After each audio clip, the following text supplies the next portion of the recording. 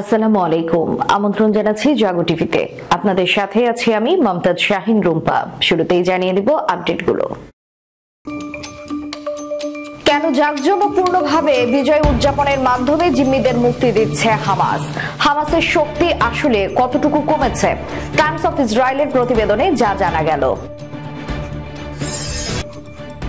Hamas নেতা Sinwar হত্যার দুই মাস্টার মাইন্ড নিহত। সিনওয়ার হত্যায় জড়িত ইসরায়েলি সেনা কমান্ডারদের খতম করার ভিডিও প্রকাশ করল হামাস। ভারতে বাংলাদেশি নারীকে ধর্ষণ ও হত্যার প্রতিবাদে বৈষম্য বিরোধীদের বিক্ষোভ। ট্রাম্পের শপথ অনুষ্ঠানে দিল্লির পিন্ডি চটকানো সেই পান্নুনের খালিস্তান জিন্দাবাদ স্লোগান কঠিন উদ্বেগে ভারত।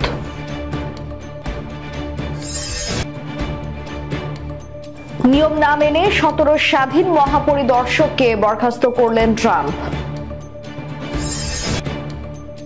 রাশিয়ার ছিল 30,000 আর্মি ট্যাঙ্ক, জেলেনস্কির কিছুই ছিল না, তবু কেন ইউক্রেন যুদ্ধ করতে গেল? প্রশ্ন ট্রাম্পের। সৌদি আরবে শুরু হতে যাচ্ছে বহুজাতিক সামরিক মহড়া। দর্শক শুনছিলেন শিরোনাম, এবারে থাকছে বিস্তারিত সংবাদ। গাজা যুদ্ধবিরতি চুক্তির আওতায় ফিলিস্তিনের স্বাধীনতাকামী সশস্ত্র গোষ্ঠী হামাস এবং ইসরায়েলের মধ্যে শনিবার আরো এক দফায় বন্দি বিনিময় হলো। টাইমস অফ ইসরায়েল এক প্রতিবেদনে বলেছে, এই বন্দি বিনিময়কালে একটা ব্যাপার অনেকেরই দৃষ্টি আকর্ষণ করেছে, আর সেটা হলো রীতিমতো বিজয় উদযাপন করে ইসরায়েলি বন্দীদের মুক্তি দিচ্ছে হামাস। বিশাল জনসমাগমের সামনে বন্দীদের আনুষ্ঠানিকভাবে তুলে দেওয়া হয় রেড ক্রস কর্মকর্তাদের হাতে। হামাসের এই সাজসজ্জা, জাঁকজমক পোশাক আর মঞ্চের প্রস্তুতি চোখ এড়ায়নি ইসরায়েলিদেরও। টাইমস অফ ইসরায়েলের আরো উল্লেখ করা হয়েছে, অনেকে বিস্ময় প্রকাশ করেই বলেছেন, তাহলে এতদিন ইসরায়েল কাদের বিরুদ্ধে লড়াই করেছে, কাদের হত্যা করেছে? ইসরায়েলি সামরিক বাহিনীর মতো বিশ্বের সবচেয়ে শক্তিশালী বাহিনীর সাথে 15 মাসের ভয়াবহ যুদ্ধের পর গোষ্ঠীটি এখনো বহাল তবিয়তে টিকে আছে। শুধু তাই নয়, ফিলিস্তিনের ভূমধ্যসাগরীয় উপকূলীয় ভূখণ্ডটির উপর নিজেদের নিয়ন্ত্রণ ও প্রভাব আরো শক্ত করেছে। যুদ্ধবিরতি চুক্তি ও বন্দি বিনিময়কালে তাদের সেই প্রভাবের অনেকটাই পরিলক্ষিত হয়েছে, যার জবাবে গোষ্ঠীটিকে নির্মূল করার প্রত্যয় নিয়ে গাজায় সামরিক আগ্রাসন শুরুর নির্দেশ দেন দেশটির নেতা বেনিয়ামিন নেতানিয়াহু। আরেক প্রতিবেদনে ইসরায়েলের আর্মি রেডিও বলেছে, ইসরায়েল গোষ্ঠীটির রাজনৈতিক, সামরিক এবং পুলিশ নেতৃত্বকে নির্মূল করেছে। এরপরও হামাস এখনো অটল। গাজায় হামাসের সাবেক শীর্ষ নেতা ইয়াহিয়া সিনওয়ারকে হত্যার ঘটনায় জড়িত 2 জন সিনিয়র ইসরায়েলি সেনা কমান্ডারকে হত্যা করার ভিডিও প্রকাশ করেছে আল কাসাম ব্রিগেড। গত 19 জানুয়ারি যুদ্ধবিরতি কার্যকর হওয়ার আগে উত্তর গাজায় এসব সেনা কমান্ডারকে হত্যা করা হয়। শুক্রবার ডেথ অ্যাম্বুস সিরিজ নামক ভিডিওর প্রথম পর্ব প্রকাশ করেছে হামাসের এই সামরিক বাহিনী।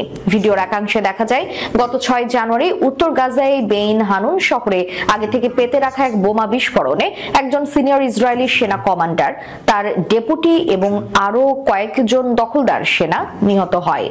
ওই হামলায় নিহতদের মধ্যে ছিল মেজর ডেভিড জিওয়ান রেবা এবং তার ডেপুটি এইতান ইসরায়েল শিকনাজি।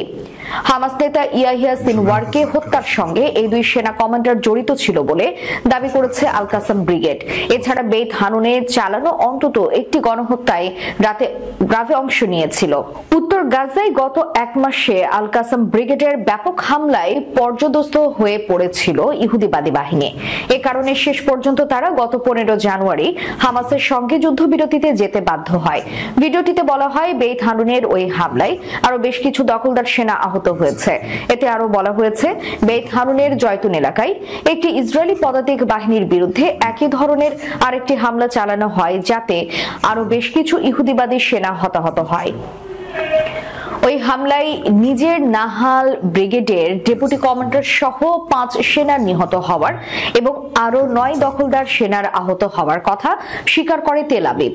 এদিকে হামাস ও তার আঞ্চলিক মিত্র প্রতিরোধ সংগঠনগুলো হুঁশিয়ারি উচ্চারণ করে বলেছে, যুদ্ধবিরতি লঙ্ঘন করে দখলদার ইসরায়েল যদি আবার গাজায় পাশবিক গণহত্যা শুরু করে, তাহলে তারা অতীতের মতো উপযুক্ত জবাব দেবে।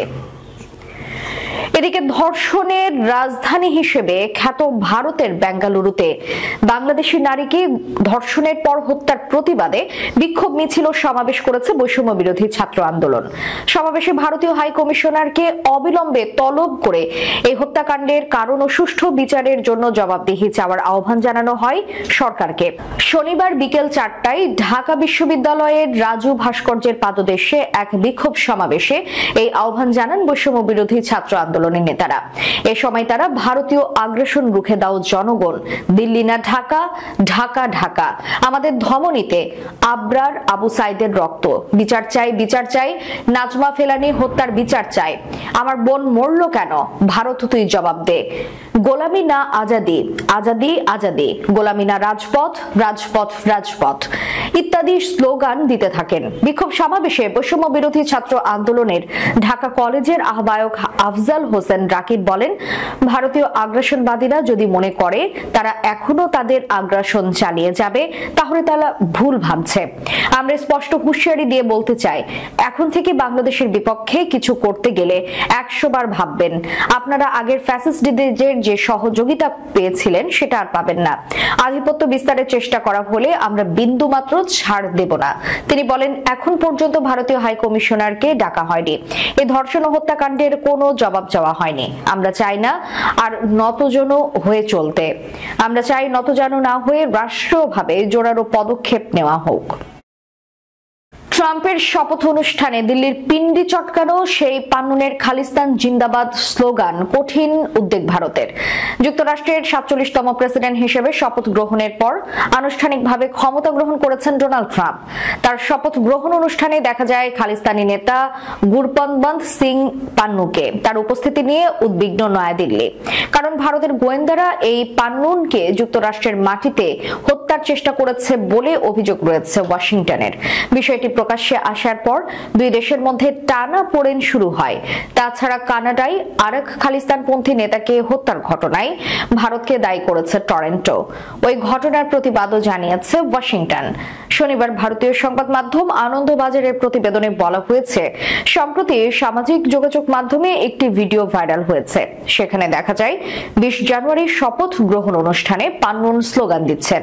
অনুষ্ঠানে যখন সবাই আমেরিকা আমেরিকা বলে চিৎকার করছেন, তখন পান্নুন খালিস্তান জিন্দাবাদ স্লোগান দিতে শুরু করেন। সামাজিক মাধ্যমে ছড়িয়ে পড়া ভিডিওটি সম্ভবত পান্নুনের কোনো সহপাঠীর তোলা। সেখানে প্রথমে দেখা যায় মঞ্চের উপরে আছেন প্রেসিডেন্ট ট্রাম্প এবং ফার্স্ট লেডি মেলানিয়া।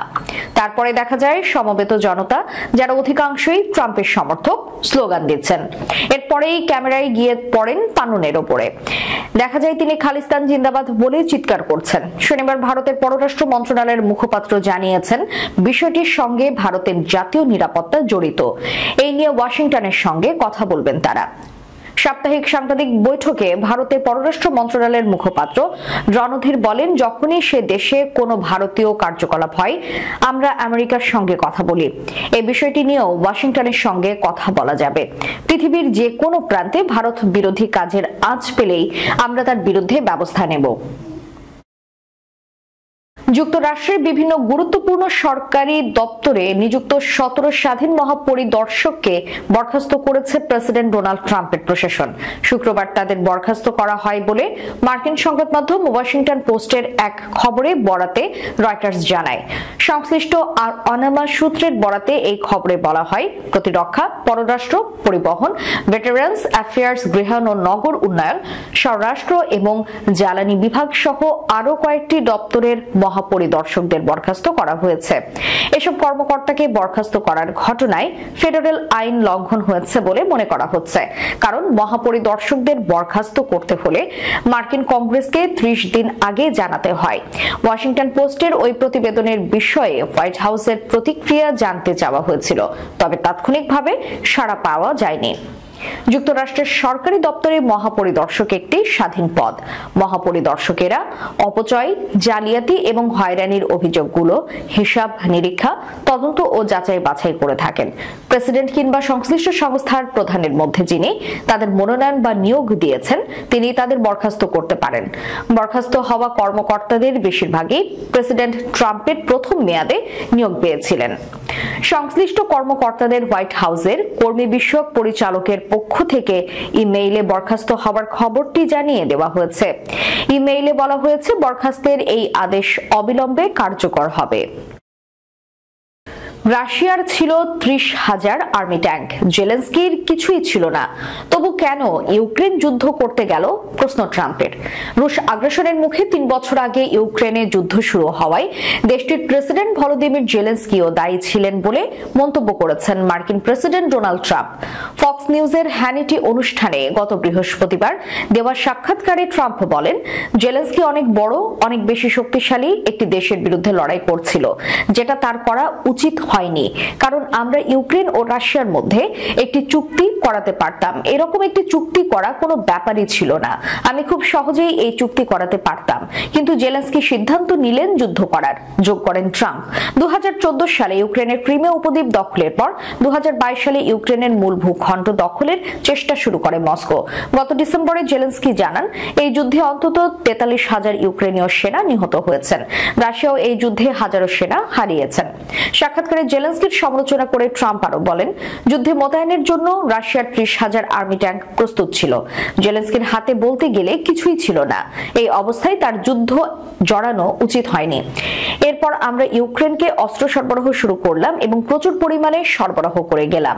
তারা সাহসিকতার সঙ্গে সেই অস্ত্র ব্যবহার করেছিল, কিন্তু শেষ পর্যন্ত এটি একটি যুদ্ধ, এর একটি বিহিত করতেই হবে। নির্বাচনী প্রচারণায় ট্রাম্পের সবচেয়ে বড় প্রতিশ্রুতিগুলোর একটি ছিল ইউক্রেন যুদ্ধ নিয়ে। তিনি বলেছেন, নির্বাচিত হলে 24 ঘন্টার মধ্যে থামিয়ে দেবেন এই যুদ্ধ।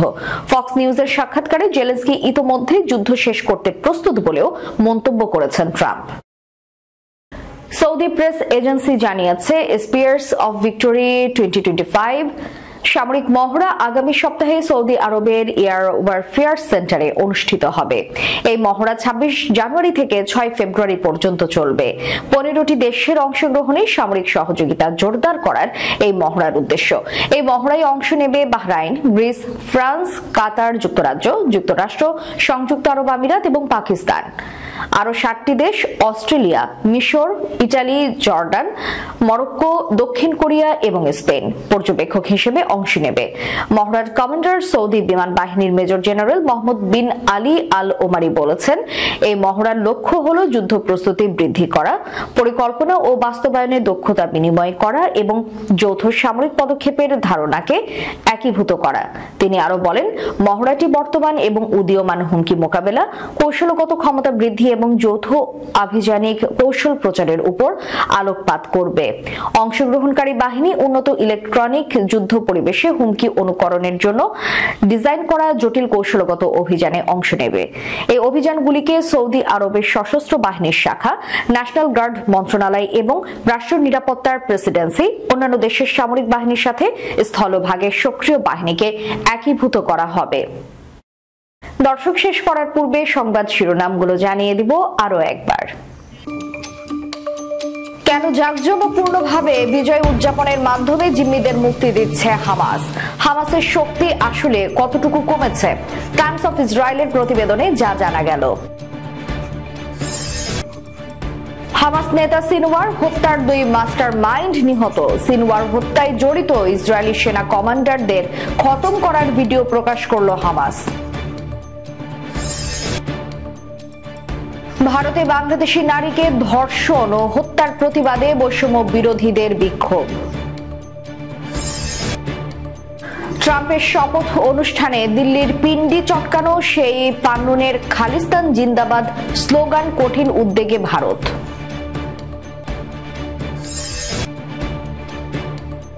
নিয়ম না মেনে 17 স্বাধীন মহাপরিদর্শককে বরখাস্ত করলেন ট্রাম্প। রাশিয়ার ছিল 30,000 আর্মি ট্যাঙ্ক, জেলেনস্কির কিছুই ছিল না, তবু কেন ইউক্রেন যুদ্ধ করতে গেল? প্রশ্ন ট্রাম্পের। সৌদি আরবে শুরু হতে যাচ্ছে বহুজাতিক সামরিক মহড়া। এতক্ষণ আমাদের সাথে থাকার জন্য ধন্যবাদ। আল্লাহ হাফেজ।